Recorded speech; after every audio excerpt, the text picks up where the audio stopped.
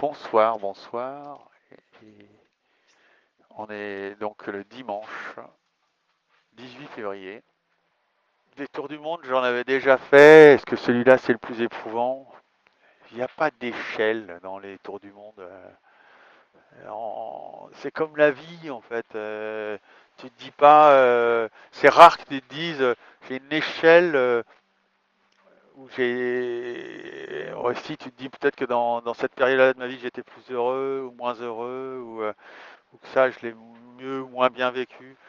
En fait, j'ai pas du tout cette notion de me dire plus, moins.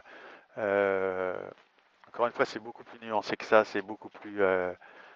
J'ai l'impression d'à chaque fois d'avoir donné quasiment tout ce que j'avais dans les tripes quand je faisais un tour du monde. Et celui-là, pas plus, pas moins que les autres.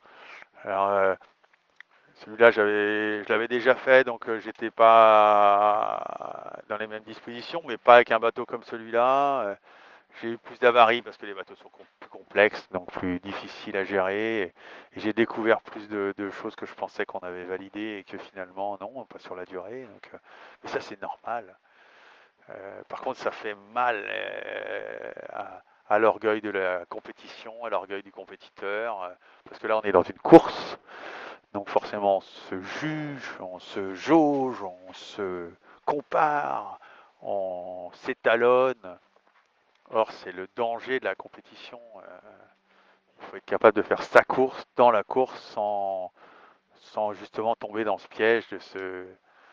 Mais on n'arrive pas à le faire en tant que compétiteur. On regarde les moyennes des autres, on essaie de déchiffrer ce qui leur arrive, ce qui leur est arrivé. Est-ce que c'est et, et, et peut-être qu'en ça, dans les tours du monde, puisque c'est la première fois qu'on fait un tour du monde en course en multicoque, ben, ça rajoute, ça donne une autre dimension à la course. Et comme ça fait quelques semaines maintenant qu'avec Armel, en un coup moins, un coup toi, un coup moins, un coup toi, ben, on est dans cette logique de la compétition, de se comparer et de s'évaluer.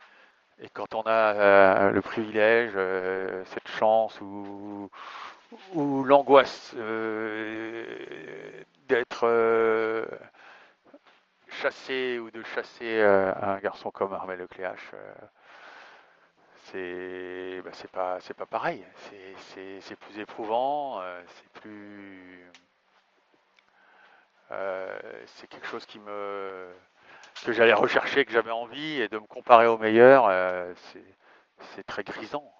Je considère que Armel Lecléache est un des meilleurs skippers du monde, et de ce qu'il fait et comment il le fait et avec l'équipe avec laquelle il le fait. C'est pas angoissant, mais ça met de la tension, de la pression. Mais on venait la chercher dans cette compétition. Mais on est le long du Brésil. C'est la partie la plus douce. C'est la partie la plus douce et la plus humaine que je suis en train d'engager là.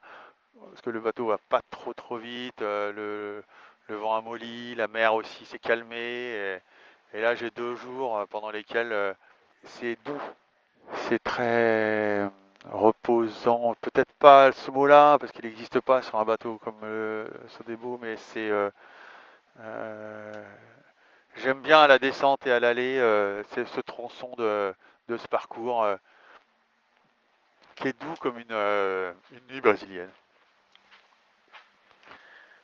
Sur ce, je vais aller régler mon foil et je vous dis bonsoir ou bonjour. C'est vous qui choisissez.